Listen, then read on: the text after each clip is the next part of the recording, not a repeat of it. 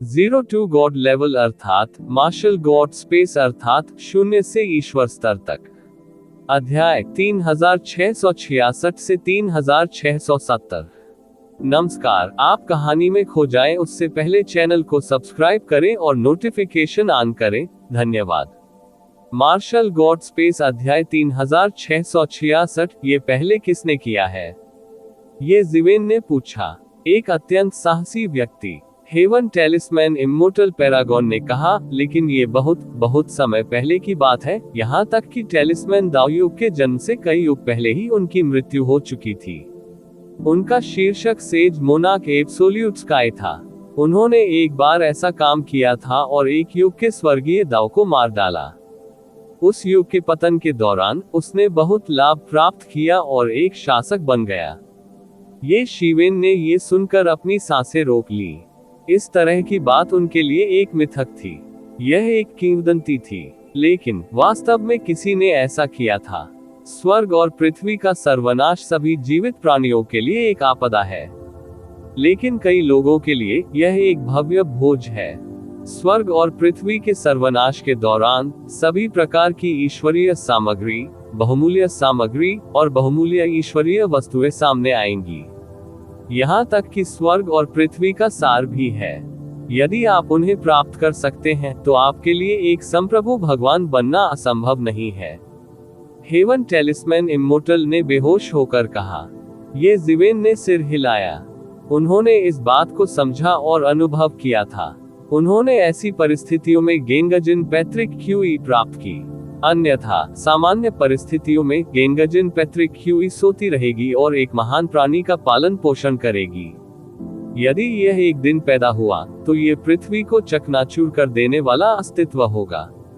हालांकि क्योंकि उन्होंने और मध्य दिव्य गुरु ने गेंगजिन युग को नष्ट कर दिया था, ये समय से पहले पैदा हुआ था और अंततः ये जिवेन द्वारा कब्जा कर लिया गया था।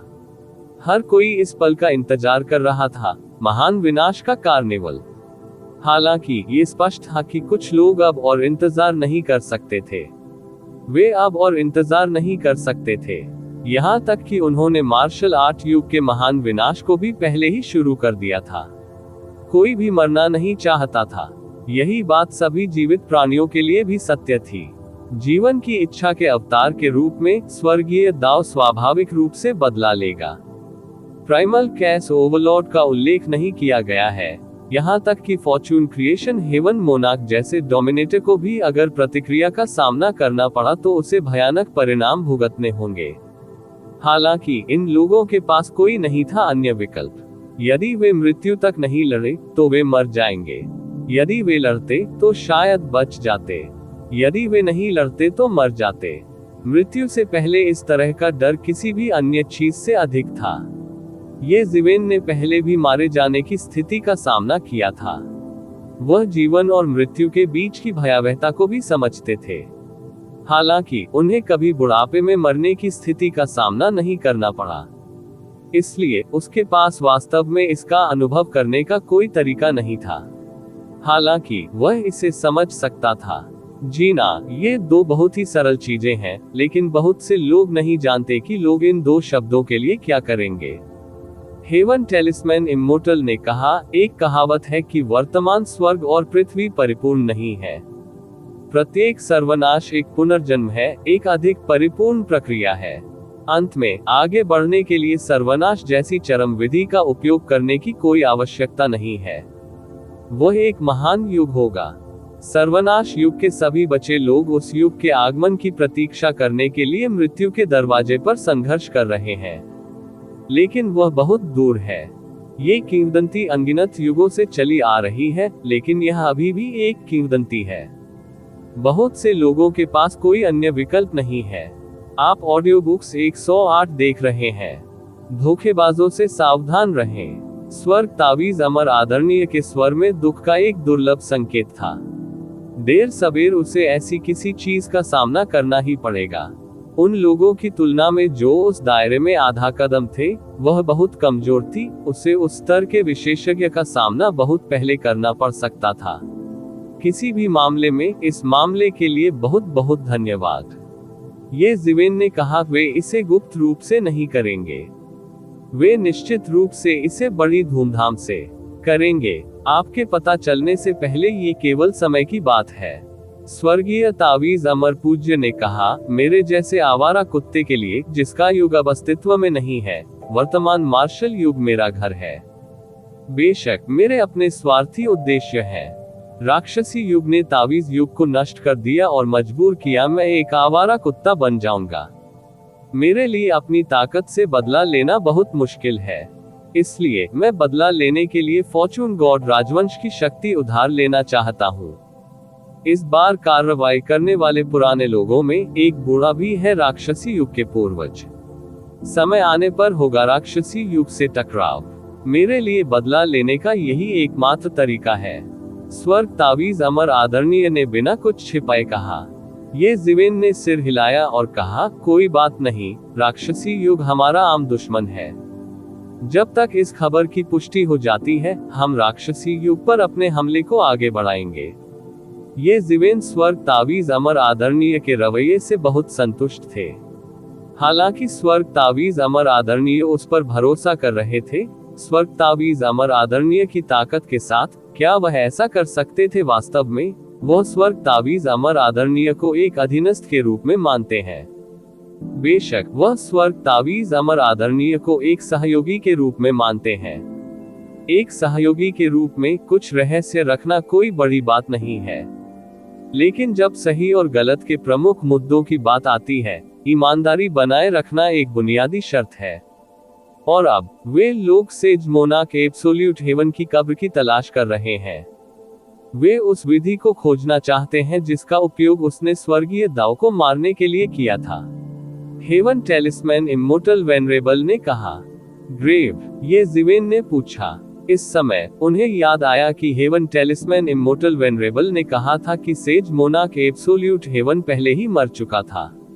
हाँ, यह एक कब्र है। ऋषि मोनाक एब्सोल्यूट हेवन की मृत्यु से पहले उन्होंने कई नष्ट हुए युगों को एक साथ इकट्ठा किया और अपनी कब्र को उनके बीच छिपा दिया। चूंकि कई नष्ट हुए स्वर्गीय दाव युग यहाँ दफन है, इसलिए इसे युग कब्र भी कहा जाता है। क्योंकि यहाँ कई नष्ट हुए युग एकत्रित हैं, इसलिए यह बेहद खतरनाक भी है। यहाँ तक कि स्वर्गीय आदरणीय भी सामान्य दिनों में वहां जाने को तैयार नहीं होते। यहाँ तक कि स्वर्गीय आदरणीय भी वहां बहुत खतरे में है। स्वर्गीय तावीज अमर आदरणीय ने कहा, उसकी कब्र को छिपाने की एक विधि के रूप में कई नष्ट हुए युगों को एक साथ इकट्ठा करना। हालांकि ये जिवेन तैयार था, फिर भी वह गहरी सांस लेने से खुद को नहीं रोक सका। ये तरीका बिल्कुल अविश्वसनीय था। ये सेज मोनाक एब्सोल्यूट हेवन वास्तव में उनकी पीढ़ी की एक किंवदंती थी। उसने जो कुछ भी किया वह पृथ्वी को चकनाचूर करने वाला था। जब वह जीवित था तो उसने अपने दाव को साबित करने के लिए स्वर्गीय दाव का वध कर दिया। मृत्यु के बाद भी उन्होंने एक युग को अपनी कब्र के रूप में इस्तेमाल किया। कितने लोगों के पास ऐसी विधि हो सकती है? अब कई युगों ने लोगों को इस कब्र की खोज के लिए भेजा है। एक बार जब वे इसे पा लेते हैं तो ऋषि सम्राट निरपेक्ष स्वर्ग के रहस्य को सुलझाना संभव है। यह विधि बिल्कुल स्वर्ग विरोधी है। स्वर्ग तावीज अमर आदरणीय ने कहा, कुछ समय बाद मैं भी वहां जाऊंगा। वहां कई नष्ट और मृत युग दफन है। वहां कई खजाने हैं जो अभी तक प्रकट नहीं हुए हैं। मैं पहले से ही स्वर्गीय आदरणीय के शिखर पर हूँ। अगर मैं चाहूँ आगे बढ़ना सामान्य तरीकों से असंभव है। तावीज युग पहले ही नष्ट हो चुका है। हालांकि अब मुझे मार्शल युग में शामिल माना जाता है, मैं अंततः मार्शल युग का व्यक्ति नहीं हूँ। अगर मैं आगे जाना चाहता हूँ तो मैं एक आकस्मिक मुठभेड़ अवश्य होनी चाहिए। अगर मैं ऋषि सम्राट निरपेक्ष स्वर्ग की विरासत भी प्राप्त कर सकता हूँ तो मेरी खेती को आगे बढ़ने का मौका मिलेगा। स्वर्ग तावीज अमर आदरणीय के शब्द भी अफसोस से भरे थे। तावीज युग का विनाश उसके लिए बहुत बड़ा आघात था। वह ये जिवेन से भी ईमानदारी से ईर्ष्या करती थी। मार्शल युग गौरवशाली था, लेकिन उन्होंने इतनी कम उम्र में इस स्तर तक खेती की थी। उनकी भविष्य की उपलब्धियां असीमित थीं। कम से कम वह राजक अधिपति जैसा व्यक्ति बन सकता है। कुछ चीजें थीं जिन्हें आप खोने से पहले नहीं समझ पाएंगे। मैं समझता हूँ। हेवन टेलिस्मैन इमोर्टल वेनरेबल ने जो कहा उससे वह भी बहुत प्रलोभित हुआ। हालांकि अब सबसे जरूरी मामला ये था कि इन लोगों की साजिश को सफल होने से कैसे रोका जाए। चूंकि आप अभी लौटे हैं, इसलिए आपको अच्छा आराम करना चाहिए। मुझे अब फॉर्चून डिवाइन कैपिटल की यात्रा करनी है। इस बार बात यह है बहुत बड़ा। यह ऐसा कुछ नहीं है जिसे मैं अकेले संभाल सकता हूँ। ये जिवेन ने कहा। ठीक है, आगे बढ़ो। स्वर्ग तावीज अमर आदरणीय बिल्कुल भी आश्चर्यचकित नहीं हुआ। वह पहले ही इसके बारे में बात कर चुका था। ये जिवेन ने सिर हिलाया और दिव्य दरबार से गायब हो गया। कुछ ही समय बाद वह फॉर्चून की दिव्य राजधानी में प्रकट हुआ। वह नहीं रुके और सीधे फॉर्चून के स्वर्गीय महल में चले गए। रिपोर्ट के दौरान उन्होंने मध्य स्वर्गीय आदरणीय को देखा।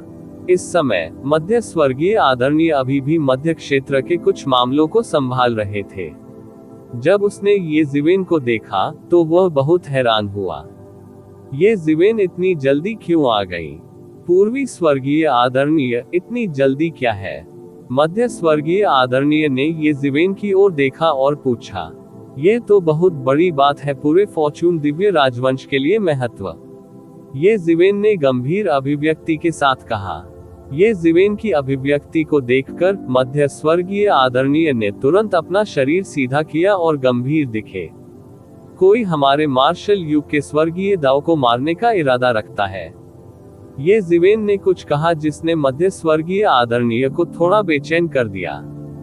फिर ये जिवेन ने मध्य स्वर्गीय आदरणीय को हेवन टेलिस्मैन इमोर्टल आदरणीय से प्राप्त जानकारी के बारे में बताया।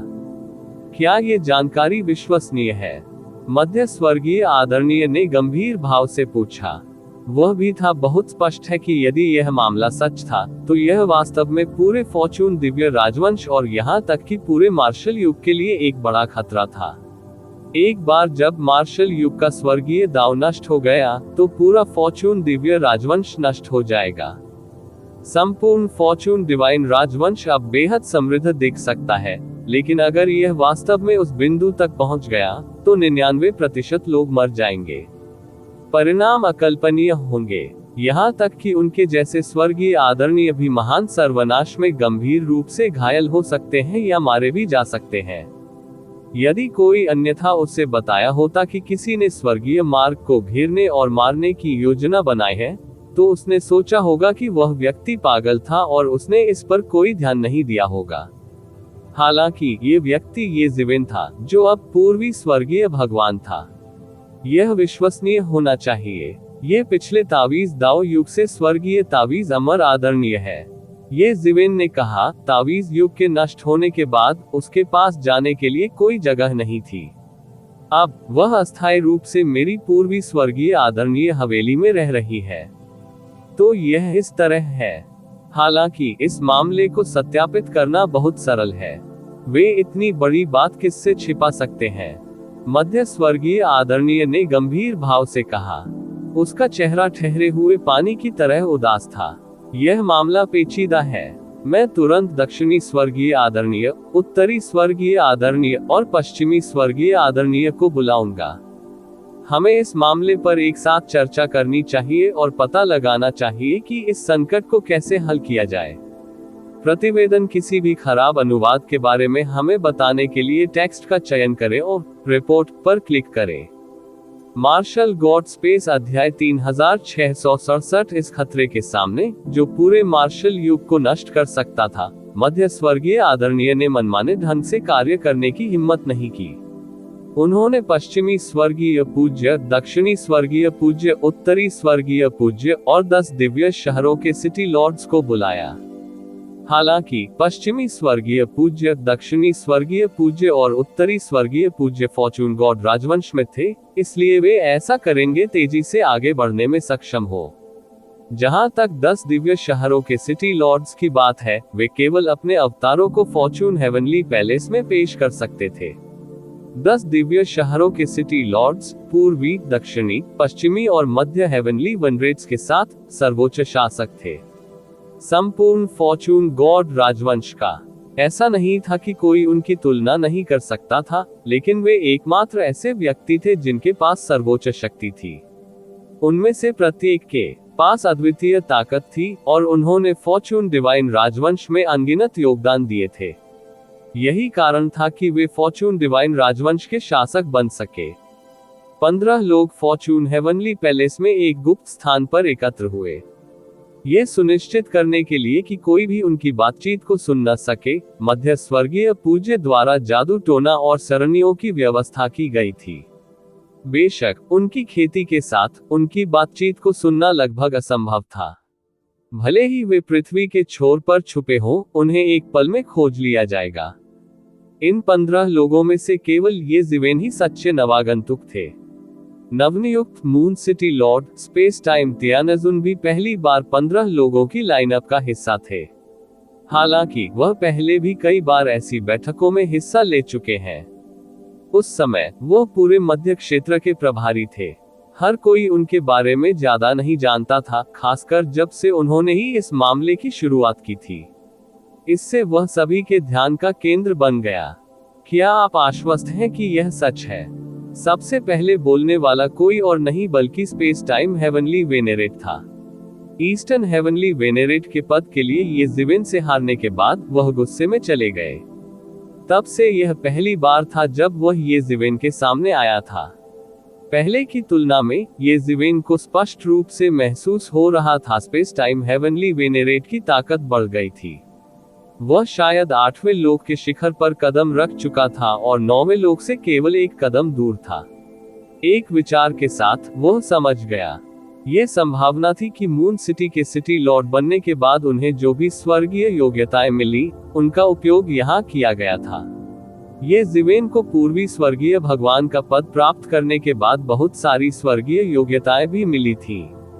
हालांकि उसने उन्हें रख लिया था और फिलहाल उनका उपयोग नहीं किया था।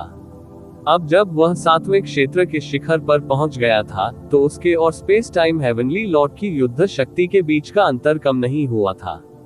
ये भी कहा जा सकता है कि अंतर और बढ़ गया था। इस बार वह स्पेस टाइम एम्पायरियन को पहले से भी ज्यादा तेजी से हराना चाहता था। निस्संदेह ये केवल वही जानता था। असंख्य स्वर्गों में लौटने के बाद उन्हें बहुत लाभ हुआ। ये निश्चित होना चाहिए, उसे इस मामले के बारे में मुझसे झूठ बोलने की जरूरत नहीं है। इसके अलावा इतना बड़ा मामला छुपाया नहीं जा सकता। जब तक हम लगन से जांच करेंगे, यह मुश्किल नहीं होगा, ये जिवेन ने कहा। ये जिवेन की बातें सुनकर अन्य दिव्य आदरणीय भी उनके कथन से सहमत हुए। उनके स्तर पर प्रत्येक शब्द और कार्य उद्देश्य के बिना नहीं होगा। उनकी अभिव्यक्तियां अत्यंत गंभीर हो गईं। अगर ये जिवेन ने जो कहा वह सच था, तो पूरे फॉर्चून गॉड राजवंश को एक बड़ी तबाही का सामना करना पड़ा। यदि मार्शल आर्ट युग ध्वस्त हो गया, भले ही वे जीवित रह सकें, तो संभवतः वे आगे बढ़ने की संभावना खो देंगे। वे देर सवेर मर जाएंगे, इसलिए वे इससे बाहर नहीं रह सकते। अगर ऐसा है तो हमें तैयारी करनी चाहिए। हमें उन्हें सफल नहीं होने देना चाहिए। इस समय उत्तर आकाशीय आदरणीय ने कहा। करने के लिए दक्षिण दिव्य आदरणीय ने कहा। यह दिव्य आदरणीय के लिए सबसे परेशानी वाला हिस्सा था। यदि वे किसी व्यक्ति, स्थान या वस्तु की रक्षा करना चाहते थे, तो वे एक रास्ता सोच सकते थे, लेकिन वे नहीं जानते थे कि स्वर्गीय मार्ग की तथाकथित हत्या कहाँ की जाएगी और इसे कैसे किया जाएगा। आप एक महान शत्रु का सामना कर रहे हैं। प्राइमल कैस ओवरलॉर्ड के समान स्तर पर इतने सारे पुराने राक्षसों को तो छोड़ ही दे। उन्हें कौन रोक सकता है? इस समय सन सिटी लॉर्ड ने कहा। भ्रामक तथाकथित स्वर्गीय मार्ग की तुलना में वे पुराने राक्षस और भी अधिक परेशान करने वाले थे। उनमें से कोई भी फॉर्चून गॉड राजवंश को ऐसा महसूस करा सकता है जैसे वह एक महान दुश्मन का सामना कर रहा है। यहाँ तक कि उनके जैसे चरम स्वर्गीय आदरणीय भी डर महसूस करेंगे। हम प्राइमल कैस अधिपति को रिहा क्यों नहीं करते? वह भी मार्शल युग का एक व्यक्ति है। यदि मार्शल युग नष्ट हो गया, तो हमारे पास अच्छा समय नहीं होगा, लेकिन क्या उसके पास अच्छा समय होगा? इसी समय किसी ने एक और विचार सुझाया। सभी ने देखा और देखा कि यह महान उजाड़ कल्प का सन सिटी लॉर्ड था। नहीं, जैसा कि कहा जाता है, बाघ को छोड़ना आसान है, लेकिन उसे पकड़ना मुश्किल है। मध्य दिव्य पूज्य ने क्रोधित होकर इस सुझाव को तुरंत अस्वीकार कर दिया। ये सुझाव बहुत लुभावना लग रहा था, लेकिन इसके पीछे जोखिम छोटा नहीं था। प्राइमल कैश ओवरलॉर्ड को इतने सालों तक दबाया गया था। वे संभवतः वही थे जिनसे ये सबसे अधिक नफरत करता था। एक बार जब ये जारी हो गया, तो इसके परिणामों की भविष्यवाणी करना कठिन होगा। तथाकथित प्राइमल कैश ओवरलॉर्ड सिर्फ खड़ा होकर नहीं देखेगा। उन लोगों को मार्शल युग को नष्ट करने देना सिर्फ एक अनुमान था। आप ऑडियो बुक्स 108 देख रहे हैं। धोखेबाजों से सावधान रहें। विरोधी एक दो नहीं बल्कि कई थे। ऐसी परिस्थितियों में ये संभव था कि प्राइमल कैश ओवरलॉर्ड बस खड़े होकर देखता रहे। सबसे महत्वपूर्ण बात यह थी कि बाघ को छोड़ना आसान था, लेकिन उसे पकड़ना मुश्किल था। हालांकि प्राइमल कैश ओवरलॉर्ड को दबाने में सक्षम नहीं हो सकता था कई और वर्षों तक। यदि प्राइमल कैश ओवरलॉर्ड को रिहा कर दिया गया, तो स्थिति और भी अधिक अराजक हो जाएगी। हालांकि मुझे लगता है कि हम इसे अंतिम उपाय के रूप में उपयोग कर सकते हैं। यदि हम वास्तव में ऐसा नहीं कर सकते हैं, तो हम कोशिश कर सकते हैं। हेवन सिटी लॉर्ड ने सुझाव दिया। अगर उन्हें उस हद तक मजबूर किया गया, तो वे कुछ भी नहीं कर पाएंगे। हालांकि क्या आप जानते हैं कि वे स्वर्गीय दाव को मारने की योजना कैसे बनाते हैं? मैंने ऐसी विधि के बारे में कभी नहीं सुना है। कुछ अन्य आवश्यकताएं भी होनी चाहिए। ये है, इसे इतनी आसानी से करना असंभव है। स्पेस टाइम सेलेस्टियल वेनेरेट ने ये जीवेन की ओर देखते हुए पूछा। ये जीवेन के साथ अपनी पिछली असहमति के कारण वह उत्तेजित नहीं दिखे। कई नष्ट हुए युगों में अब राक्षसी युग और अन्य युगों के कई विशेषज्ञ युग कब्रिस्तान की ओर जा रहे हैं और उस पद्धति को खोजने की कोशिश कर रहे हैं जिसे ऋषि निरपेक्ष स्वर्ग ने पीछे छोड़ दिया था। ये जीवेन ने कहा। जब सभी ने सुना कि सेज एब्सोल्यूट हेवन ने पहले भी यही काम किया था, तो वे हॉन्फेने से खुद को नहीं रोक सके। यदि यह कहा गया कि उन्हें अभी भी इस बारे में कुछ संदेह था कि स्वर्ग की इच्छा को घेरना और मारना किसी के लिए भी असंभव था, तो उन्हें अब कोई संदेह नहीं था। हालांकि फॉर्चून दिव्य राजवंश शक्तिशाली था, मार्शल युग का जन्म अभी हुआ था। युग ज्ञान के संदर्भ में फॉर्चून दिव्य राजवंश के पास कई प्राचीन युगों की तुलना करने का कोई रास्ता नहीं था, खासतौर पर तब जब सेज एब्सोल्यूट हेवन महान सर्वनाश से पहले कई बार गिर चुका था। उन्होंने ऐसे चरित्र के बारे में कभी नहीं सुना था। अंत में सभी प्राचीन युगों की तुलना में मार्शल युग बहुत छोटा था। अब कुंजी ये तथाकथित विधि है, मध्य दिव्य पूज्य ने कहा। मुझे नहीं पता कि उनके पास क्या तरीका है और वे क्या चाहते हैं, लेकिन सबसे खराब स्थिति से बचने के लिए हमें उन्हें रोकना होगा। सभी ने सिर हिलाया।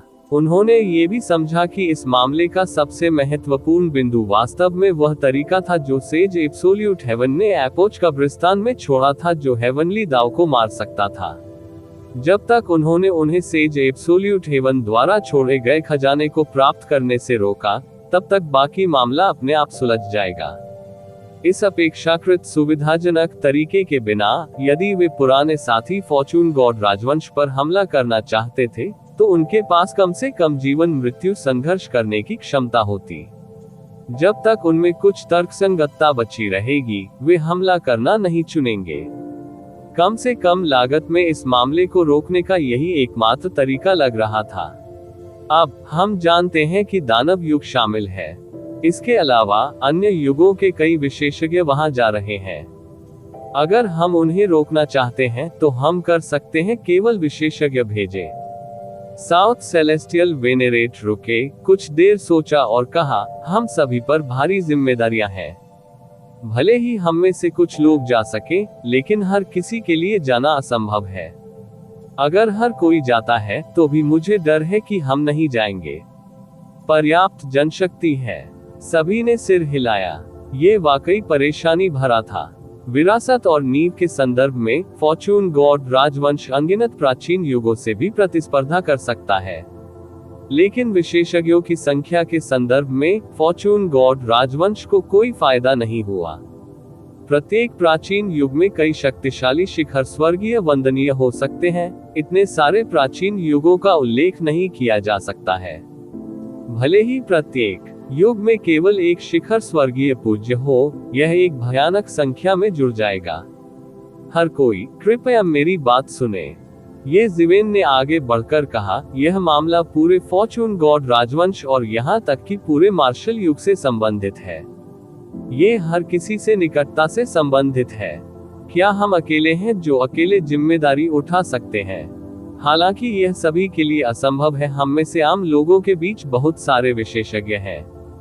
वे आमतौर पर फॉर्चून गॉड राजवंश से उच्च पद और उदार वेतन प्राप्त करते हैं और फॉर्चून गॉड राजवंश के संरक्षण का आनंद लेते हैं। इस समय क्या वे बस खड़े रह सकते हैं और कुछ नहीं कर सकते?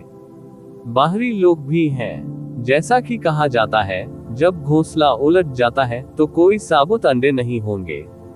यदि त्वचा चली गई तो बाल उससे कैसे जुड़ सकते हैं?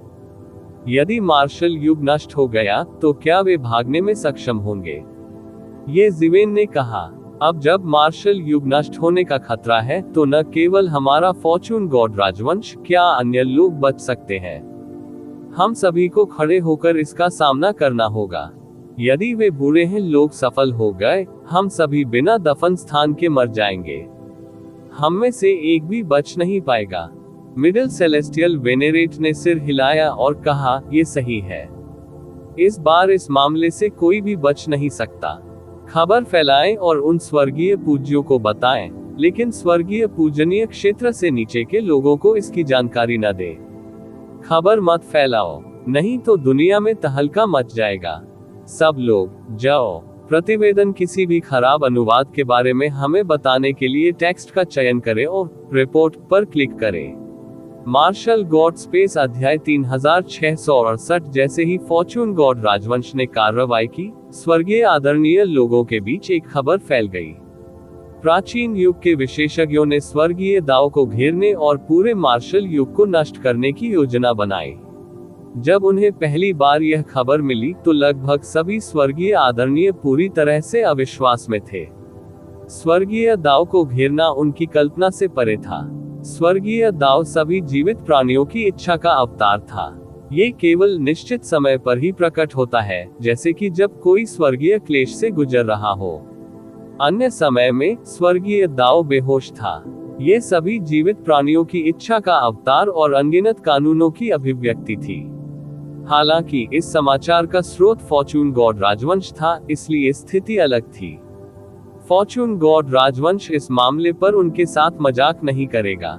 इसके अलावा फॉर्चून गॉड राजवंश को लगा होगा कि मामला ऐसे बिंदु पर पहुंच गया है जहां से इसे बचाया नहीं जा सकता। इसीलिए उन्होंने ये खबर दी।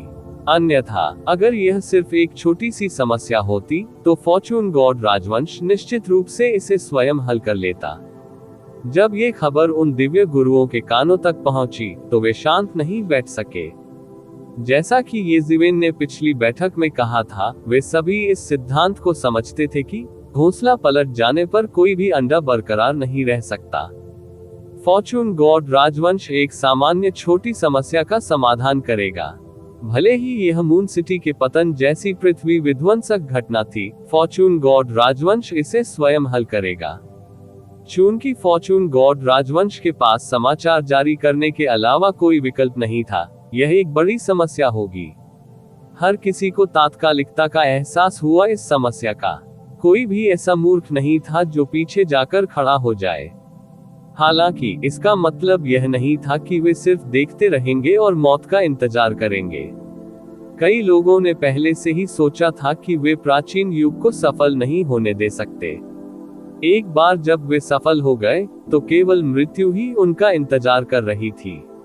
इसी तरह जब ये खबर बाहरी क्षेत्रों में फैली तो इससे बाहरी क्षेत्रों के स्वर्गीय आदरणीय लोगों के बीच भारी हंगामा मच गया।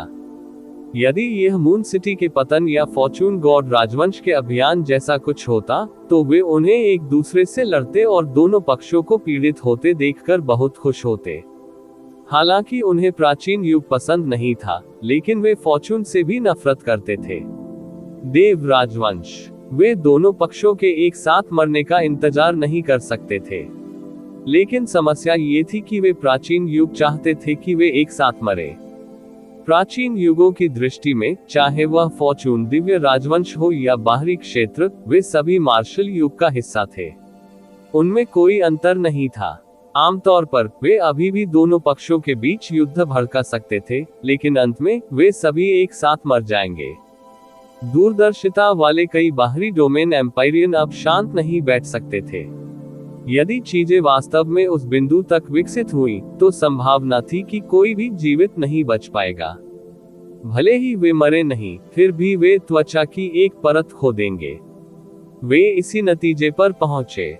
समस्या को शुरुआत में ही खत्म करने का सबसे अच्छा तरीका उन लोगों को पूर्ण स्वर्ग ऋषि द्वारा छोड़े गए खजाने को प्राप्त करने से रोकना था। इस तरह, चाहे प्राचीन युग के लोग कुछ भी चाहते हों, वे इसे तब तक महसूस नहीं कर पाएंगे जब तक कि वे पूरे मार्शल युग के साथ मौत से लड़ने का इरादा नहीं रखते। उस समय, यदि मार्शल युग जीवित नहीं रह सका, तो वे भी जीवित नहीं रह सके। कई स्वर्गीय श्रद्धेय इस समाचार के प्रभाव में शांत नहीं बैठ सके। अधिक समाचार फैलने के बाद यह विशेष रूप से सच हो गया। ये स्वर्गीय श्रद्धालु अब और शांत नहीं बैठ सकते थे। एपोक मकबरे में प्राचीन युग के कई खजाने थे जिन्हें कभी किसी ने नहीं पाया था। कुछ किसी की युद्ध शक्ति को बढ़ा सकते हैं, कुछ किसी की ताकत को बढ़ा सकते हैं, और कुछ महान दाव के बारे में उसकी समझ को बेहतर कर सकते हैं। एक युग में कितनी अच्छी चीजें थी, इसका उल्लेख करने की कोई आवश्यकता नहीं है। प्रत्येक महान सर्वनाश उन शक्तिशाली स्वर्गीय पूज्यों के लिए एक कार्निवल था। हालांकि इसका मतलब यह नहीं था कि सभी अच्छी चीजें छीन ली गई थी। वास्तव में, नष्ट हो चुके युगों की गहराइयों में हमेशा कुछ अच्छी चीजें छिपी हुई थीं, हर कोई उन्हें ढूंढने का इंतजार कर रहा था। मौत की धमकी और सभी प्रकार के खजानों के प्रलोभन के साथ, ये स्वर्गीय पूज्य अब और नहीं बैठ सकते थे। फिर भी वे एपोच मकबरे की ओर दौड़े। ये जिवेन ने भी यह खबर पूरे पूर्वी डोमेन में फैला दी। पर सबसे पहले, पूर्वी क्षेत्र में स्वर्गीय पूज्यों ने इस पर विश्वास किया। लेकिन जल्द ही, जैसे ही खबर फैली, उनके पास इस पर विश्वास न करने का कोई कारण नहीं था। साथ ही, उन्होंने इस खबर को सम्राटों तक नहीं फैलाया। ऐसे टकराव की स्थिति में, सम्राटों के पास हस्तक्षेप करने की कोई गुंजाइश नहीं थी। अगर यह खबर फैल गई तो दुनिया में अराजकता ही फैल जाएगी। ये फॉर्चून गॉड राजवंश और स्वयं के लिए हानिकारक होगा। सभी स्वर्गीय पूज्यों की मौन सहमति के तहत ये खबर जनता तक नहीं फैली। आखिरकार, वे ऐसे मामले में मदद नहीं कर सकते थे। खबर फैलने के बाद, ये जिवेन अब अपनी बंद दरवाजे की खेती जारी रखने के मूड में नहीं थे। अब जब स्थिति अत्यावश्यक थी, तो उसे एपोच मकबरे की ओर भागना पड़ा। शायद कोई आकस्मिक मुलाकात होगी जो उसकी खेती में सुधार कर सकती है। इस बार, जो व्यक्ति उसके साथ आया था वह कोई और नहीं बल्कि हेवन टेलिस्मैन इम्मोर्टल था। हेवन टेलिस्मैन इम्मोर्टल का भी उसके जैसा ही लक्ष्य था। आदरणीय तलवार को दिव्य दरबार में छोड़ दिया गया था। वह अभी स्वर्गीय श्रद्धेय क्षेत्र के तीसरे चरण में पहुंचा था और उसे अपनी साधना को स्थिर करने के लिए समय की आवश्यकता थी। हालांकि उसकी साधना गति की तुलना उसके मुख्य शरीर से नहीं की जा सकती थी, फिर भी उसकी साधना गति दूसरों की तुलना में भयानक रूप से तेज थी। युग समाधि थी अंतहीन आदिम अराजकता में अत्यंत गहरा।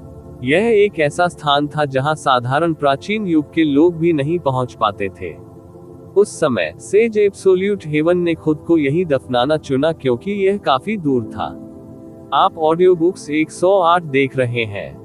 धोखेबाजों से सावधान रहें। उनकी मृत्यु के बाद किसी को भी परेशान होना पसंद नहीं था। इस स्थान पर, वे काफी हद तक परेशान होने से बच सकते थे। प्राइमल कैस कोई सुरक्षित स्थान नहीं था। प्रारंभिक अराजकता को पार करना अपने आप में बहुत कठिन और खतरनाक था। प्राचीन काल से कई स्वर्गीय पूज्य प्रारंभिक अराजकता में गिर गए थे। प्राइमल कैस में महान रहस्य और महान भय थे।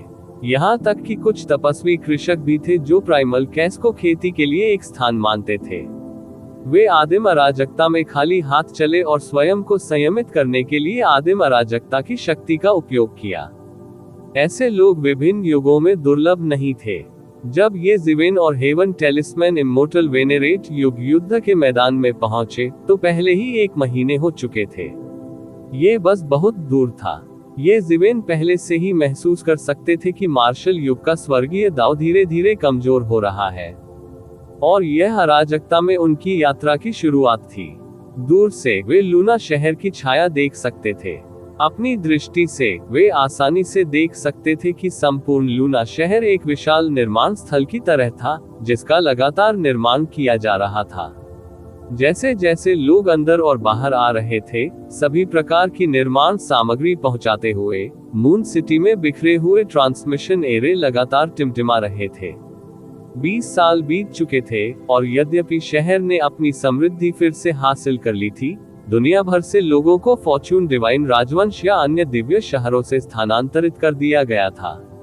20 साल बीत चुके थे, और मून सिटी ने केवल अपनी रूपरेखा का थोड़ा सा ही पुनर्निर्माण किया था। यह महज एक सामान्य महान उपलब्धि वाला राज्य था। इसे एक दिव्य शहर के स्तर पर पुनर्स्थापित करने में कम से कम 10,000 साल लगेंगे, भले ही उन्होंने फॉर्च्यून गॉड राजवंश की पूरी शक्ति जुटा ली हो।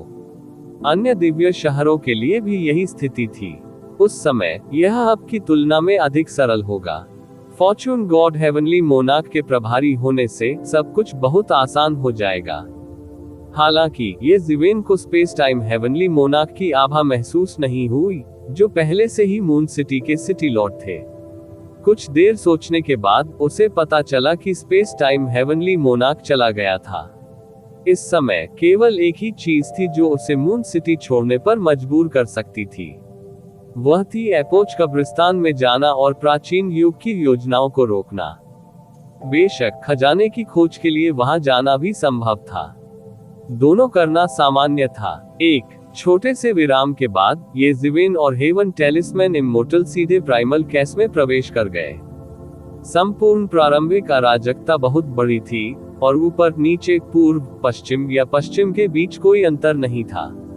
सौभाग्य से हेवन टेलिस्मैन इम्मोर्टल आगे बढ़ रहा था। वह एक बार वहां गई थी, इसलिए स्वाभाविक रूप से उसे रास्ता पता था। आदरणीय बू, आइए पैरों की ताकत के मामले में प्रतिस्पर्धा करें। देखते हैं कौन पहले वहां पहुंचता है। स्वर्ग तावीज अमर की मधुर आवाज सुनाई दी। जरूर, मैंने लंबे समय से अपनी पूरी ताकत का इस्तेमाल नहीं किया है। ये जिवेन हंसे दिल से। एक सामान्य व्यक्ति के पैरों की ताकत की उससे तुलना नहीं की जा सकती, लेकिन हेवन टेलिस्मैन इम्मोर्टल अलग था। वह एक चरम स्वर्गीय सम्राट था। ठीक है, फिर मैं पहले जाऊंगा। जैसे ही हेवन टेलिस्मैन इम्मोर्टल की आवाज पड़ी, वह ये जिवेन के सामने गायब हो गया। ये जिवेन थोड़ा मुस्कुराया, और फिर वह भी मौके पर गायब हो गया। वे सीधे स्वर्ग तावीज अमर की दिशा में पीछा कर रहे थे। वे दोनों बेहद तेज थे। उनकी गति चरम सीमा पर पहुंच गई थी। जब वे अपनी पूरी ताकत से आगे बढ़े, तो उन्होंने समय और प्रकाश की गति को भी पार कर लिया। यह ऐसा था मानो वे चमक रहे हों। हर बार जब वे चमकते, तो वे करोड़ों मील दूर होते। ये जिवेन की गति भी धीमी नहीं थी। उसके पीछे सुनहरे पंखों का एक जोड़ा खुला हुआ था। उनका पूरा व्यक्तित्व एक देवता की तरह था, क्योंकि उन्होंने पूरी अराजकता को पार कर लिया था। इसके विपरीत वरिष्ठ अमर स्वर्गीय तावीज के आंदोलनों में धुएं और आग का कोई निशान नहीं था। प्रत्येक फ्लैश बहुत ही कम समय में गायब हो जाएगा। दूसरी ओर ये जिवेन हिंसक रूप से उत्पात मचा रही थी। उसके पैरों के नीचे का आकाश सुनहरी रोशनी से भर गया और उसका पूरा शरीर चमक उठा। ऐसा लग रहा था मानो संपूर्ण मौलिक अराजकता टूट गई हो। थोड़ी देर के बाद वे पहले से ही मौलिक अराजकता में डूबे हुए थे। फिर भी वे दोनों अभी भी 3 महीने तक प्रारंभिक अराजकता में तेजी से उड़ते रहे, और अंत में एपोक कब्रिस्तान में पहुंचे। दूर से ये जिवेन कई युगों को महसूस कर सकता था, जो विनाश के कगार पर एक साथ जमा हो रहे थे। यह एक बहुत ही भयावह था दृश्य। 2 युग टकराए और एक दूसरे को निगल गए। हर मिनट और हर सेकंड एक भयावह दृश्य चल रहा था। पहले जब ये जिवेन और मध्य स्वर्गीय सम्राट ने 7वें स्वर्ण युग को नष्ट कर दिया था, तो उन्होंने एक बार 7वें स्वर्ण युग के स्वर्गीय कानून को निगलने के लिए मार्शल युग के स्वर्गीय कानून का नेतृत्व किया था। वह दृश्य पहले से ही बहुत भयावह था, लेकिन युग कब्रिस्तान में नष्ट हुए कई युगों की टक्कर की तुलना में यह अभी भी हीन था। हालांकि वे सभी युग नष्ट हो गए थे, स्वर्गीय सम्राट अभी भी इसकी तुलना में बहुत छोटा था। यह अभी भी बहुत भयावह था। इन कई युगों में पूर्ण स्वर्ग ऋषि का मकबरा छिपा हुआ था, लेकिन यह अभी तक नहीं मिला था। आओ अंदर चलें और इसे खोजें। प्रतिवेदन किसी भी खराब अनुवाद के बारे में हमें बताने के लिए टेक्स्ट का चयन करें और रिपोर्ट पर क्लिक करें। मार्शल गॉड स्पेस अध्याय 3669। उनकी आकृतियां चमक उठी और युग के मकबरे में प्रवेश कर गईं। जैसे ही उन्होंने युग के मकबरे में प्रवेश किया, उन्होंने एक विशाल पत्थर की पट्टिका को असीम मृत युग में तैरते हुए देखा। अत्याचारियों, मर जाओ, ये शब्द इस पत्थर की पट्टिका पर खुदे हुए थे। उनसे खून टपक रहा था और उनके पास एक अदृश्य निवारक था। ये सेज एब्सोल्यूट हेवन द्वारा छोड़ी गई एक पत्थर की गोली है। वरिष्ठ स्वर्ग तावीज अमर ने कहा, इसका उपयोग घुसपैठियों को चेतावनी देने के लिए किया जाता है, लेकिन वर्षों से किसी ने वास्तव में इस चेतावनी पर ध्यान नहीं दिया। लेकिन जब उसने युग के मकबरे में प्रवेश किया, तो उसे जल्द ही पता चला कि स्थिति ऐसी नहीं थी। इस असीम मृत मौन में वह स्पष्ट रूप से कई शक्तिशाली आभाओं को छिपा हुआ देख सकता था। वे सभी ऐसे प्राणी थे जो इन मृत युगों के साथ एकीकृत हो गए थे। ये शक्तिशाली प्राणी थे जो असीम अंधकार और मृत्यु से पैदा हुए थे। वे सीधे कानूनों द्वारा पैदा हुए थे और सामान्य जीवित प्राणियों की तरह पैदा नहीं हुए थे। हालांकि ये जीवन पहले से ही इसके आदि थे। इस मार्शल युग में ऐसे कई जीव थे। बात सिर्फ इतनी थी कि मृत युग में भी ऐसे जीव थे। ये थोड़ा अलग था। हालांकि थोड़ी देर देखने के बाद ये जीवेन को पता चला कि ये शक्तिशाली जीव वास्तव में एक निश्चित प्रक्षेपवक्र में आगे बढ़ रहे थे। वे लक्ष्यहीन नहीं लग रहे थे, बल्कि गश्त की तरह लग रहे थे। इन शक्तिशाली प्राणियों को ऐसा क्यों लगता है जैसे वे गश्त कर रहे हैं? ये जीवेन ने पूछा। सीनियर हेवन टेलिस्मैन इमोर्टल ने मुस्कुराते हुए कहा, आप सही कह रहे हैं। ये जीव वास्तव में गश्त कर रहे हैं। मूल रूप से मैंने भी सोचा था कि वे मूल प्राणी थे। बाद में मुझे पता चला कि ऐसा बिल्कुल नहीं था। वे थे किसी के द्वारा उत्पन्न। ऐसा लगता है कि जिस स्थान पर वे गश्त कर रहे हैं वह पूर्ण स्वर्ग ऋषि की कब्र होनी चाहिए। उन्हें पूर्ण स्वर्ग ऋषि द्वारा उत्पन्न किया जाना चाहिए था। ये जीवेन ने अपने विचार बदल दिए और तुरंत समझ गए। ये सही है, स्मार्ट। सीनियर हेवन टेलिस्मैन इमोर्टल ने सिर हिलाया और कहा, ये ठीक है। इससे कोई फर्क नहीं पड़ता कि कितने गार्ड हैं, बस उन सभी को मार डालो। ये शिवेन ने बेहोश होकर कहा, मुस्कुराए। पिछले कुछ वर्षों में वह लंबे समय तक एकांत में रहे थे और उनकी ताकत में सुधार हुआ था। वह इन जीवित प्राणियों पर अपनी ताकत का परीक्षण करना चाहता था। वे दोनों आगे बढ़ते रहे और जल्द ही उनका सामना एक शक्तिशाली प्राणी से हुआ। यह मृत्यु के नियमों से घिरा हुआ एक मानव सदृश प्राणी था। इसके हाथ में एक भाला था और जैसे ही यह आकाश की ओर दौड़ा, इसकी शक्ति चौंकाने वाली थी। उनके पास वास्तव में एक एम्पायरियन या उससे ऊपर की ताकत थी। बात सिर्फ इतनी थी कि सामान्य साम्राज्यवासियों की तुलना में उनके पास अनंत जीवन काल का अभाव था। आप ऑडियो बुक्स 108 देख रहे हैं। धोखेबाजों से सावधान रहें। ये जीव अपनी अत्याचारी ताकत पर भरोसा करते थे, लेकिन प्राकृतिक नियमों के बारे में उनकी समझ काफी सीमित थी। उनका जन्म केवल मृत्यु और अंधकार के नियमों के कारण हुआ था, इसलिए वे स्वाभाविक रूप से प्राकृतिक नियमों की शक्ति का उपयोग कर सकते थे। वे प्राकृतिक देवता थे। काका, दो और मरने आए हैं।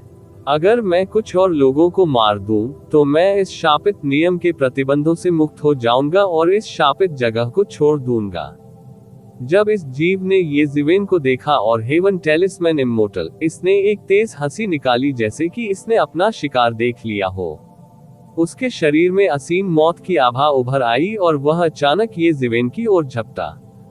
मौत को प्रणाम, ये जीवेन ने व्यंग्य किया। हालांकि यह प्राणी दूसरों की तुलना में बहुत शक्तिशाली था और पहले से ही एम्पायरियन क्षेत्र में कदम रख चुका था, ये जिवेन के लिए केक का एक टुकड़ा था। ये जिवेन ने सीधे अपना हाथ फैलाया और एक विशाल क्यूई संघनित हाथ दिखाई दिया। फिर उसने प्राणी को अपने हाथ में पकड़ लिया। उस प्राणी ने वास्तव में भय का एक भावनात्मक उतार चढ़ाव उत्सर्जित किया। इसने कभी सोचा भी नहीं था कि इसके सामने दो लोग इतने अत्याचारी होंगे। उम्मीद करे कि इन प्राणियों का सार वास्तव में कानूनों का व्युत्पन्न है। ऐसे शक्तिशाली प्राणी को उत्पन्न करने के लिए एक छोटे से कानून का उपयोग करने में सक्षम होना पूर्ण स्वर्ग ऋषि की जादुई शक्ति बस अकल्पनीय है। ये जिवेन ने कहा। वह महसूस कर सकता था कि उसके हाथ में मृत्यु के नियमों का क्रिस्टलीकरण बेहद शुद्ध था, जैसे कि इसे अनगिनत बार शुद्ध किया गया हो। इसे सीधे तौर पर इस्तेमाल किया जा सकता है और सीधे तौर पर समझा जा सकता है। यह उन लोगों के लिए भी एक महान टॉनिक था जो मृत्यु के नियमों का पालन करते थे। मृत्यु के नियमों के इन क्रिस्टलीकरण को निगलने के बाद उनकी खेती में सीधे सुधार हो सकता है।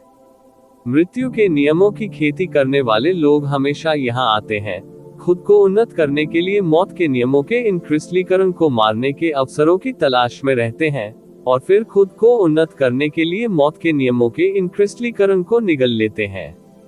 हालांकि मौत के नियमों के ये क्रिस्टलीकरण बहुत शुद्ध हैं, मात्रा बहुत कम है। वरिष्ठ अमर स्वर्गीय तावीज ने कहा। वह इस जगह के बारे में ये जिवेन से अधिक जानता था। वह महान सर्वनाश से पहले ही यहाँ आ चुका था। हालांकि वह बहुत समय पहले की बात है। महान सर्वनाश एक स्वर्गीय आदरणीय के लिए बहुत लंबा समय था। ये बहुत लंबा समय था। इससे कोई फर्क नहीं पड़ता, बस और मारो। ये जिवेन ने हंसते हुए कहा। मृत्यु के नियमों का ये क्रिस्टलीकरण स्वाभाविक रूप से साम्राज्यवासियों के लिए पर्याप्त नहीं था, क्योंकि वे केवल अपनी खेती में थोड़ा सुधार कर सकते थे। हालांकि सम्राटों के लिए यह एक अलग मामला था। वे बिल्कुल दुर्लभ खजाने थे। बेशक सम्राटों की यहाँ आने की क्षमता नहीं थी। सबसे महत्वपूर्ण बात यह है कि सम्राट मृत्यु के नियमों से उत्पन्न इन शक्तिशाली प्राणियों को नहीं हरा सकते थे। यहाँ तक कि सम्राट भी ये जिवेन की तरह मृत्यु के नियमों से उत्पन्न इन प्राणियों को यूं ही नहीं मार सकते थे। उन्हें जीवन और मृत्यु की कई लड़ाइयों से गुजरना होगा। मृत्यु के नियमों का ये क्रिस्टलीकरण स्वाभाविक रूप से ये कियान के लिए बहुत उपयोगी था, जो मृत्यु के नियमों में विशेषज्ञ थे। मृत्यु के नियमों के इन क्रिस्टलीकरण की मदद से ये होगा उसे शिखर सम्राट के स्तर तक विकसित होने में अधिक समय नहीं लगा। मृत्यु के नियमों के मिश्रित क्रिस्टलीकरण के अलावा, जिसे ये जिवेन ने सृजन की सड़क में प्राप्त किया था, उसके लिए एम्पायरियन दायरे को तोड़ना केवल समय की बात थी। हुआ मेंघन की गति भी धीमी नहीं थी। जिस निर्वाण महान तकनीक का उन्होंने अभ्यास किया उसमें मृत्यु के नियम भी शामिल थे। यही है, ठीक है, ये जिवेन अब अपनी दो पत्नियों के लिए मार्ग प्रशस्त कर रहा था। जब खेती की बात आई तो डॉन की कोई ज्यादा महत्वाकांक्षा नहीं थी, इसलिए इसका उल्लेख करने की कोई आवश्यकता नहीं थी। जहां तक लिंगफी की बात है, वह अभी भी सम्राट क्षेत्र की ओर भाग रही थी। हालांकि फॉलन एंजल कबीले की खेती की तकनीक जिसे उन्होंने विकसित किया उसमें मृत्यु, भ्रष्टता और अंधेरे के नियम भी शामिल थे। यदि वे मृत्यु के नियमों की खेती पर ध्यान केंद्रित करते हैं तो उनकी खेती स्वाभाविक रूप से धीमी नहीं होगी, क्योंकि ये जिवेन ने उनके लिए मार्ग प्रशस्त किया है। अब वह स्वाभाविक रूप से उनकी खेती में मदद करने के लिए मृत्यु के नियमों का अधिक क्रिस्टलीकरण प्राप्त करना चाहते थे। मेरी पत्नियां मृत्यु के नियमों से संबंधित खेती करें, इसलिए मैं उनके लिए मृत्यु के नियमों का और अधिक क्रिस्टलीकरण एकत्र करना चाहता हूँ। ये जिवेन ने कहा जब उन्होंने आदरणीय स्वर्ग तावीज अमर के चेहरे पर हैरान भाव देखा। बेशक उन्होंने मृत्यु के नियमों की भी खेती की। 3000 मार्शल दाव में से मौत का महान दाव भी सबसे आगे था। मैं समझ गया। दाववादी मित्र, आप वास्तव में अपनी पत्नियों के प्रति अच्छे हैं, आदरणीय स्वर्ग तावीज अमर कहा। हालांकि उसे कुछ भी महसूस नहीं हुआ। उसके जैसे व्यक्ति के लिए जो दाव को आगे बढ़ाने के लिए दृढ़ था, वह एक से अधिक युगों तक अकेली रही थी। वह पहले से ही इसकी आदी थी। हालांकि वह अभी भी अपने दिल में थोड़ा दर्द महसूस करती थी। आखिरकार अलग अलग दांव वाले लोग एक साथ योजना नहीं बना सकते। इस दुनिया में मैं केवल उन लोगों की परवाह करता हूं जिनकी मैं वास्तव में परवाह करता हूं। स्वाभाविक रूप से मुझे उनके लिए योजना बनानी होगी, ये ज़िवेन ने कहा। उसने अपनी दिव्य इंद्रियों को फैलाया, मुख्यतः क्योंकि उसे डर था कि अन्य युगों के विशेषज्ञ अचानक प्रकट होंगे और चुपके से हमला करेंगे। मौत के इस मकबरे में विभिन्न युगों के शीर्ष विशेषज्ञ जो रहस्यमय तरीके से प्रकट हुए और गायब हो गए, वास्तव में सबसे बड़ा खतरा थे। भले ही ये ज़िवेन और आदरणीय स्वर्ग तावीज इम्मोर्टल का संयोजन पहले से ही एक बहुत शक्तिशाली संयोजन माना जाता था, ये कुछ गिरते युगों को दूर करने के लिए भी पर्याप्त था। हालांकि इस समय सावधान रहना स्वाभाविक रूप से सही था। ये ज़िवेन का भी यही इरादा था। ये ज़िवेन ने सीधे एरा के मकबरे की गहराई में अपना रास्ता बना लिया। उन्होंने अपनी जानकारी नहीं छिपाई। उसकी अकल्पनीय शक्तिशाली आभा ने उन प्राणियों को तुरंत आकर्षित कर लिया। यद्यपि वे मृत्यु के नियमों से प्राप्त हुए थे, उन्होंने वास्तव में आध्यात्मिक ज्ञान का निर्माण किया था। खासकर यहाँ आने वाले दिव्य देवताओं को लगातार निगलने के बाद वे और अधिक शक्तिशाली हो गए और उनसे निपटना कठिन हो गया। दहाड़, एक धरती को चकनाचूर कर देने वाली दहाड़ गूंज उठी और एक अतुलनीय विशाल जानवर का सिर हवा से बाहर प्रकट हुआ। उसका मुंह हजारों मील के दायरे में था और वह ये ज़िवेन को एक ही बार में निगलने वाला था। फिर एक अतुलनीय विशाल शरीर शून्य से बाहर निकला और एक पल में ये ज़िवेन को लगभग निगल लिया। मौत के अनगिनत नियम अनगिनत दिव्य की तरह थे। जंजीरें गहरे भूरे प्रकाश से टिमटिमाती हुई। उन्होंने ये ज़िवेन को मजबूती से बांध दिया, उसे भागने का जरा भी मौका नहीं दिया। हालांकि ये ज़िवेन को कैसे रोक सकता था? उसके शरीर में जादुई शक्ति उबल पड़ी और वह तुरंत इन दिव्य जंजीरों से मुक्त हो गया। फिर अनगिनत तलवार क्यूई एक साथ संघनित हो गईं और तुरंत एक विशाल तलवार में बदल गईं। फिर यह विशाल जानवर जो उसकी ओर उड़ रहा था, एक ही झटके में मारा गया। ये ज़िवेन के करीब भी नहीं पहुंच सका। अंत में ये केवल मृत्यु के शुद्धतम नियमों में बदल गया। लेकिन ये तो सिर्फ शुरुआत थी। ये ज़िवेन की उपस्थिति ने मृत्यु के नियमों से प्राप्त कुछ भयानक प्राणियों को अधिक आकर्षित किया। जल्द ही ये ज़िवेन के सामने अतुलनीय शक्तिशाली आभा प्रकट हुई। ये ज़िवेन पीछे नहीं हटे, इसके बजाय वह आगे बढ़ गया। वह जोर से हंसा और सीधे उन पर टूट पड़ा। अचानक लड़ाइयों की एक श्रृंखला शुरू हो गई। आदरणीय स्वर्ग टेलिस्मैन इम्मोर्टल ने दूर से ये सब देखा। उसकी आंखें चमक से भरी हुई थीं। ये ज़िवेन की युद्ध शक्ति वास्तव में अद्भुत थी, जो उनके दायरे में प्रदर्शित होने वाली क्षमता से कहीं अधिक थी। शायद कुछ लोग अलग तरह से पैदा हुए थे, लेकिन ठीक इसी वजह से आदरणीय स्वर्ग तावीज इम्मोर्टल का मूल्य था। यदि ये ज़िवेन कूड़ा था, तो आदरणीय स्वर्ग टेलिस्मैन इम्मोर्टल के उसके साथ जुड़ने का कोई मूल्य नहीं था। वह बेहोश महसूस कर सकती थी कि यह एक बेहद शानदार युग होगा और ये ज़िवेन सबसे चमकदार सितारा होगा। प्रतिवेदन किसी भी खराब चीज के बारे में हमें बताने के लिए टेक्स्ट का चयन करें और रिपोर्ट पर क्लिक करें। अनुवाद मार्शल गॉड स्पेस अध्याय 3670 असीम मृत्यु जैसी शांति ऐसी लग रही थी मानो यह अनादि काल से कभी नहीं बदलेगी। इस घातक शांति में अचानक दो आकृतियां प्रकट हुई। ये दो आकृतियां एक पुरुष और एक महिला थी। वे इस जगह पर मजबूती से खड़े रहे। मृत्यु नियम संक्षारक जहर की तरह थे, लेकिन वे स्वचालित रूप से उनके चारों ओर फैल गए, उनके करीब नहीं पहुंच सके। 3 साल हो गए हैं। हमने कई स्थानों की खोज की है।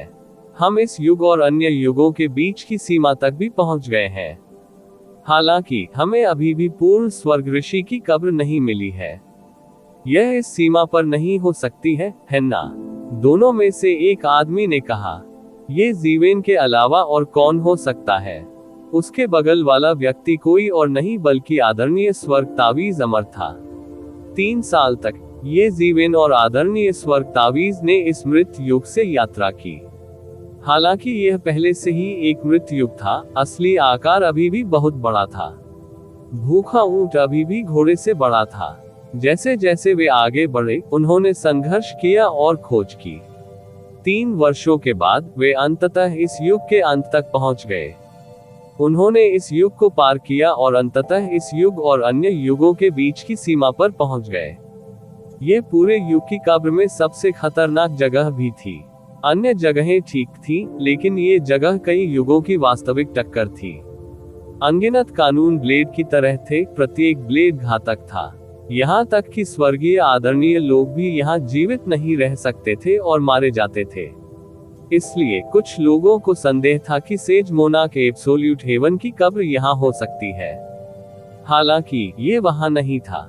यद्यपि यह सबसे सुरक्षित स्थान प्रतीत होता था, वेनेरेबल हेवन टेलिस्मैन के अनुसार लोगों ने बाद में अंदर खोजने के लिए रूलर दाव आर्टिफैक्ट का उपयोग किया, लेकिन उन्हें सेज मोनाक एब्सोल्यूट हेवन की कब्र नहीं मिली। इसके अलावा उन्होंने एक से अधिक बार खोज की। उस समय के कई विशेषज्ञ भी यहाँ के खतरों के बारे में जानते थे। चूंकि सेज मोनाक एब्सोल्यूट हेवन ने खुद को यही दफनाना चुना, इसलिए उन्होंने कुछ तैयारियां की होंगी। हम उन्हें इतनी आसानी से कैसे ढूंढ सकते हैं? आदरणीय स्वर्ग तावीज ने कहा। हमें जल्दबाजी करने की जरूरत नहीं है। ऐसे लोग हैं जो हमसे भी अधिक चिंतित हैं। हालांकि ये युग बड़े हैं, हमारे जैसे स्वर्गीय आदरणीय की क्षमता के साथ कुछ जानकारी प्राप्त करना आसान है।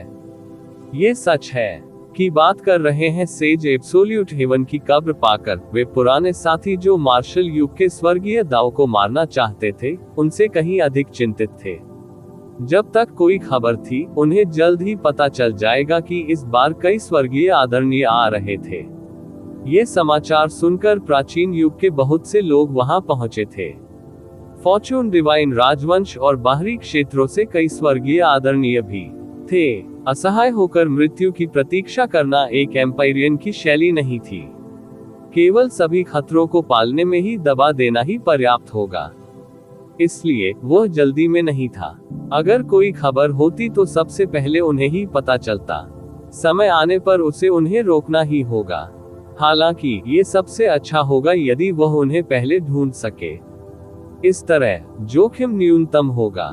साथ ही वह ये भी जानना चाहता था कि सेज मोनाक एब्सोल्यूट हेवन कैसे हेवनली दाव की हत्या करने में कामयाब रहा और उसने कौन से तरीके छोड़े। न केवल वह इन बातों से अनभिज्ञ था, बल्कि स्वर्ग तावीज अमर आदरणीय को भी नहीं पता था। हालांकि स्वर्गीय तावीज अमर आदरणीय ने कई सर्वनाशों का अनुभव किया था। सेज मोनाक एब्सोल्यूट हेवन का युग तावीज दाव युग से बहुत पहले था। इसलिए तावीज दाव युग में भी सेज मोनाक एब्सोल्यूट हेवन के बारे में बहुत कम रिकॉर्ड थे। इसके अलावा फॉर्चून डिवाइन राजवंश, जो अभी अभी इस युग में पैदा हुआ था, को यह नहीं पता था कि सेज मोनाक एब्सोल्यूट हेवन कौन था। नींव क्या थी? ये नींव थी। इसलिए ऋषि सम्राट पूर्ण स्वर्ग कौन थे? वह अतीत में कितना शक्तिशाली था? वह हेवनली दाव की हत्या करने में सक्षम था। वे सेज मोनाक एब्सोल्यूट हेवन की शैली का केवल कुछ अस्पष्ट अनुमान और समझ ही सकते थे। हालांकि एक बात थी जिसके बारे में ये जिवेन को यकीन था। ये पूर्ण स्वर्ग ऋषि अच्छे भाग्य के भगवान से कमतर नहीं था। ऐसा व्यक्ति जल्दबाजी में उसे दफनाएगा नहीं, भले ही उसे पता हो कि वह मरने वाला है। तो उसने पूरी तैयारी की होगी। इन लोगों की खेती सेज मोनाक एब्सोल्यूट हेवन का 10वां हिस्सा या 100वां हिस्सा भी नहीं हो सकती है। उसे ढूंढना आसान नहीं होगा। हालांकि चूंकि उन पुराने साथियों के पास ऐसी योजना और ऐसा विचार था, इसलिए उनके पास निश्चित रूप से संबंधित साधन होंगे। उस समय सब कुछ पता चल जाएगा और समझ आ जाएगा। उससे पहले उसे और तैयारी करनी होगी। इससे कोई फर्क नहीं पड़ता कि सेज मोनाक एब्सोल्यूट हेवन की कब्र कैसे मिली, या सेज मोनाक एब्सोल्यूट हेवन द्वारा छोड़े गए तथाकथित साधन अभी भी वहां थे। यह अंतिम ताकत पर निर्भर करेगा कि क्या वे इसके लिए लड़ना चाहते हैं। हालांकि वह वर्तमान में अजेय था 8वें दायरे में, और अगर उसे 9वें दायरे में किसी विशेषज्ञ का सामना करना पड़ा तो वह अपनी रक्षा कर सकता था। फिर भी उसके पास अभी भी कमी थी। उस समय जो लोग प्रतियोगिता में भाग लेने के लिए योग्य थे, वे निश्चित रूप से विशेषज्ञों में विशेषज्ञ होंगे। ऐसी स्थिति में वह कैसे प्रतिस्पर्धा कर सकता था? चलो चलें और अन्य स्थानों पर नजर डालें। ये जिवेन ने कहा। अचानक ये जिवेन की आवाज गिर गई और एक बेहद ठंडी आवाज आई। जाओ, मुझे डर है कि तुम इस बार बच नहीं पाओगे। शून्य में एक बेहद परिचित आकृति दिखाई दी। जब ये जिवेन ने उसे देखा तो उसकी आंखें थोड़ी चमक गईं। ये व्यक्ति मून सिटी का मूल सिटी लॉर्ड नहीं था। वह कौन था? पहले मून सिटी के सिटी लॉर्ड को ये जिवेन ने खून की उल्टी करने और भागने की स्थिति तक पीटा था। उस लड़ाई को हार हार वाली कहा जा सकता है और ये जिवेन की स्थिति बहुत बेहतर नहीं थी। यदि बाद में आकस्मिक मुलाकात नहीं होती तो यह अज्ञात था कि उसकी चोटें ठीक होने में कितना समय लगेगा। हालांकि अब ऐसा लग रहा था कि मून सिटी के सिटी लॉर्ड को ठीक हो जाना चाहिए था, अन्यथा वह ये जिवेन के सामने आने की हिम्मत नहीं कर सकता। ये तुम हो? ये जिवेन ने ठंडे स्वर में इन दो शब्दों पर जोर दिया। हाँ, यह मैं हूँ, वू जून। मुझे डर है कि तुमने कभी नहीं सोचा था कि यह मैं होऊंगी। मून सिटी के सिटी लॉर्ड ने ये जिवेन को उदासीनता से देखा और कहा, आपने पिछली बार मेरे खिलाफ साजिश रची थी। क्या आपको लगता है कि आप इस बार बच सकते हैं? मैंने पिछली बार आपके खिलाफ साजिश रची थी। हा हा हा, क्या मजाक है। क्या आपको लगता है कि आप जीतने का मौका है? पिछली बार तुम मेरे हाथों लगभग मर ही गए थे। ऐसा लगता है कि तुम इस बार यहाँ आकर मरना चाहते हो। ये जिवेन ने ठंडे स्वर में कहा। वह बिल्कुल भी नहीं डरा था। वह सिर्फ एक हारा हुआ प्रतिद्वंद्वी था। हालांकि ये जिवेन ने कुछ तरकीबें अपनाई थी और सर्वोच्च पैतृक प्रतीक का इस्तेमाल किया था। एक पराजित प्रतिद्वंद्वी अभी भी एक पराजित प्रतिद्वंद्वी था। एक जादुई दीपक। मैं तुम्हें अनंत काल तक कष्ट सहने दूंगा, कभी पुनर्जन्म न लेने के लिए। मून सिटी लॉर्ड ने अपने दांत पीसते हुए कहा। उसने सोचा कि पिछली बार वह ये जिवेन से हार गया था और गंभीर रूप से घायल हो गया था। कहा जा सकता है कि ये उनकी जिंदगी का सबसे शर्मनाक वक्त था। उसे ये जिवेन के शरीर के टुकड़े टुकड़े करने की इच्छा हो रही थी। हा हा हा हा, अगर तुम ऐसा कर सकते हो तो कहो। सुंदर शब्दों का क्या उपयोग? ये जिवेन ने ठंडे स्वर में कहा। क्या तुम्हें मेरी मदद की जरूरत है? स्वर्ग तावीज अमर से पूछा। जब ये जिवेन ने मून सिटी लॉर्ड के साथ लड़ाई की तो वह वहां नहीं थी। अगर वह होती भी तो ज्यादा काम की नहीं होती। वह मदद करने में सक्षम नहीं होती। उस समय वह गंभीर रूप से घायल थी और सिटी लॉर्ड के लिए मुकाबला नहीं कर सकती थी। लेकिन अब यह अलग था। वह अपने चरम पर पहुंच गई थी और दुनिया में ऐसे बहुत से लोग नहीं थे जो उसे डरा सके। कोई जरूरत नहीं। वह सिर्फ एक पराजित प्रतिद्वंद्वी है। आपको बस मेरी मदद करने की जरूरत है, ये जिवेन ने कहा। हालांकि स्वर्ग तावीज अमर आदरणीय ने कहा कि स्वर्ग तावीज अमर आदरणीय ने उन्हें सौंप दिया था, फिर भी वे सहयोगी थे। चूंकि वे सहयोगी थे इसलिए वह स्वाभाविक रूप से उसे लापरवाही से आदेश नहीं दे सका। अन्यथा स्वर्ग तावीज अमर आदरणीय निश्चित रूप से मुश्किल में पड़ जाएगा।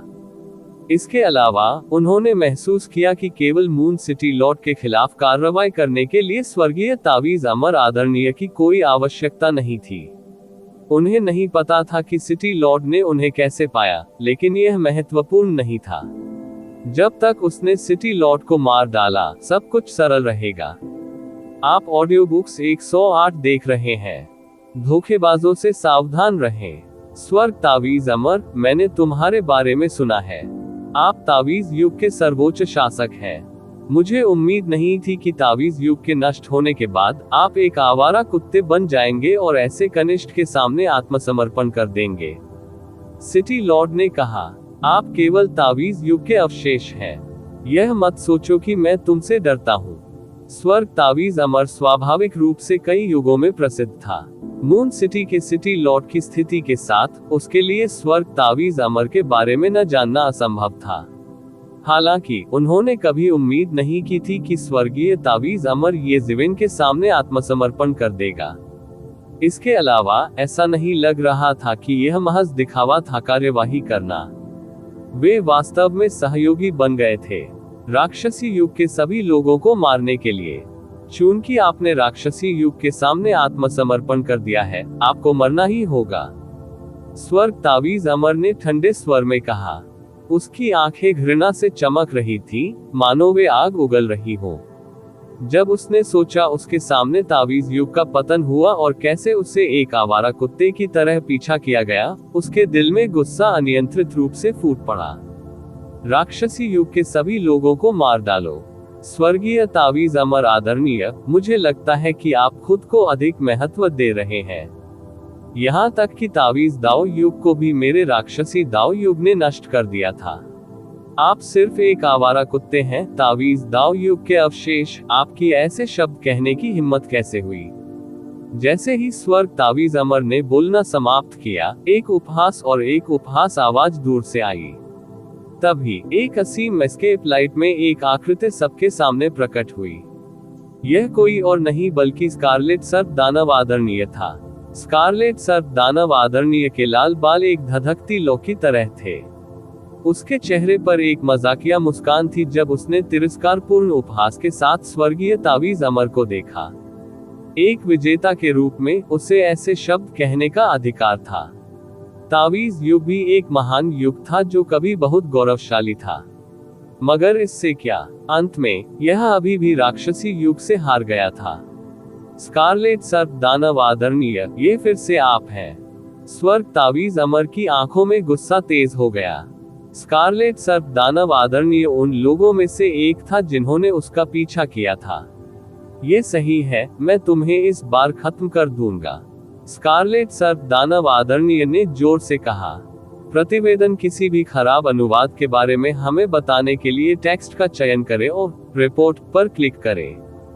इस तरह के और अपडेट के लिए कृपया हमारे चैनल ऑडियो बुक्स 108 को सब्सक्राइब करें और नोटिफिकेशन सक्षम करें। धन्यवाद।